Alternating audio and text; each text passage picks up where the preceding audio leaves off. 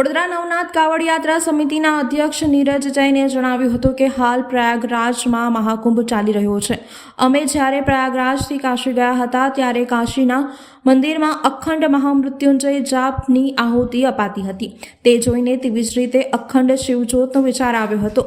મહાશિવરાત્રિ પર્વના દિવસે અખંડ શિવજ્યોતનું પ્રાગટ્ય કરવામાં આવશે। સવારે 10 કલાકે શરૂ કરાશે। વડોદરા શહેરના શિવભક્તોને આ આહુતિ આપવા માટે આમંત્રણ આપવામાં આવ્યું હતું। અખંડ યજ્ઞમાં જે કોઈ ભક્તોને ભાગ લેવો હોય તો તે આવી શકે છે અને મહામૃત્યુંજય મંત્રની આહુતિ આપી શકે છે। અહીંયા આહુતિ આપવા માટે સામગ્રી પણ આપવામાં આવશે। 24 કલાક યજ્ઞમાં ભક્તો ભાગ લેશે। યજ્ઞકુંડ માટે ખાસ પ્રકારનો એક શેડ બનાવવામાં આવ્યો છે।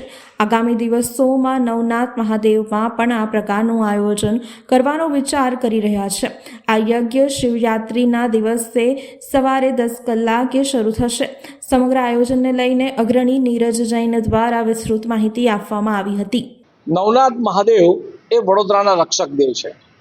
2014થી નવનાથ મહાદેવ કાવડ યાત્રા સમિતિ દ્વારા નવનાથ મહાદેવની કાવડ યાત્રા 37 કિલોમીટર નીકળવામાં આવે છે અને શિવરાત્રિ પર કંઈ ને કંઈ કાર્યક્રમ અમે કરતા આવ્યા છે।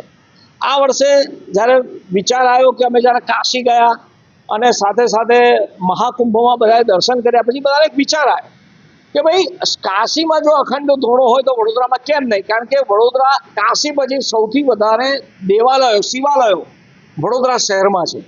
એટલે વડોદરા આમ જોવા જઈએ તો વિશ્વામિત્ર ઋષિના વખતની છોટી કાશી તરીકે ઓળખાય, એટલે વડોદરામાં પણ આ થવું જોઈએ। એટલે વિચાર કરીને અમે શિવ યજન શિવના અનુસંધાનમાં એક યજ્ઞકુંડ શિવ જ્યોત અખંડ મહામૃત્યુંજયના જાપથી પ્રગટાવવાનું નક્કી કર્યું અને વિચાર કર્યો અને પછી સિદ્ધનાથને શરૂઆત કરવાની, કારણ કે સિદ્ધનાથ મહાદેવ એ છે કે દરેક આત્માને જીવને શિવ તરફ જવું હોય તો પહેલાં પોતાની આત્માને જીવનને સિદ્ધ કરવું પડે, એટલે સિદ્ધનાથ મહાદેવ। એટલે અમે શરૂઆત સિદ્ધનાથ મહાદેવથી કરી રહ્યા છે અને દરેક લોકોને અમારી વિનંતી છે કે રોજ અહીંયા ગમે ત્યારે 24 કલાકમાં કોઈ પણ વ્યક્તિ ગમે ત્યારે આવીને પોતે જાતે બેસીને ઘરેથી લઈને આવે અથવા તો અહીંયા સમિતિઓની વ્યવસ્થા અહીંયા હવન સામગ્રીની વ્યવસ્થા રાખીશું। દરેક જણ આવીને પોતે અહીંયા આહુતિ આપી શકે। માત્ર ને માત્ર મહામૃત્યુંજયના જ જાપ એમાં હોમવાના અને એ જ સંકલ્પ સાથે શિવ જ્યોત શિવ યજન અને આ ધોળો અમે પ્રતિષ્ઠિત કરીશું। તો એમાં બધા જ લોકો મહામૃત્યુંજયના જાપ અહીંયા હોમી શકશે, જેનાથી દરેક વ્યક્તિના વડોદરા શહેર ગુજરાતના લોકો અને ભારતના તમામ લોકોના જીવનમાંથી આદિ વ્યાધિ બીમારીઓ દૂર થાય। આવા ભાવ સાથે આ શિવ કુંડ શિવ જ્યોતિઓનું પ્રગટીકરણ કરવાના છે મહાશિવરાત્રિએ। અને મહાશિવરાત્રિ એવું પર્વ છે કે જે દિવસે દેવાધિદેવ મહાદેવ અને પાર્વતી માતાનું લગ્ન થયું હતું, તો આ પણ એક લગ્નના ઉજવણીના ભાગ જ છે। તો બધાને જ મારી વિનંતી છે, વડોદરા શહેર નવનાથની નગરી છે, શિવની નગરી છે, મારી બધાને જ વિનંતી છે કે આવો આપણે સૌ સાથે મળી આ શિવ યજન શિવ જ્યોતના પ્રગટીકરણમાં રહીએ અને આપણી પણ એક આહુતિ મહામૃત્યુંજયની આપણે એમાં આપીએ। આહુતિની શરૂઆત કયા સમયે થશે ને કોણ કરશે? આ આહુતિની શરૂઆત અમે જે નક્કી કર્યું છે મુજબ આ જે યજ્ઞશાળા જે બની એ યજ્ઞશાળામાં જેમણે આખો શેડ બનાવવાનો જે ખર્ચો પોતાની ગ્રાન્ટમાંથી આપ્યો છે એવા અકોટા અમારા વિસ્તારના અકોટા વિધાનસભાના ધારાસભ્ય ચૈતન્યભાઈ દેસાઈની ગ્રાન્ટમાંથી આખો યજ્ઞશાળા બની છે, શેડ બન્યો છે।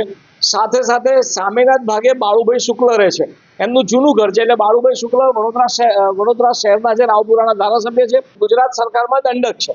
વડોદરા ભારતીય જનતા પાર્ટીના અધ્યક્ષ ડૉક્ટર વિજયભાઈ શાહ અને સાથે મનસુખભાઈ પટેલ રાષ્ટ્રીય સ્વયંસેવક સંઘ એના વડોદરા વિભાગના કાર્યવાહી છે, આમના હસ્તે પહેલી આહુતિ।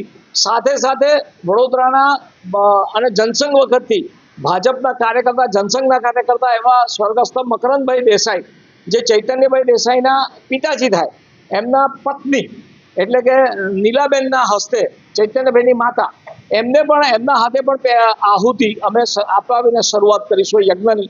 અને આખા યજ્ઞના જે આચાર્ય છે એ સત્યમભાઈ જોશી જે કાવડ યાત્રાને લઈને કાયમ અમારી સાથે છે, લઘુરુદ્રને બધામાં, અને વિજયભાઈ પંડ્યા અહીંના જ મહારાજ છે। સાથે સાથે એ જ દિવસે સિદ્ધનાથ પર 10:30 વાગે જ લઘુરુદ્ર પણ અમે કરવાના છે।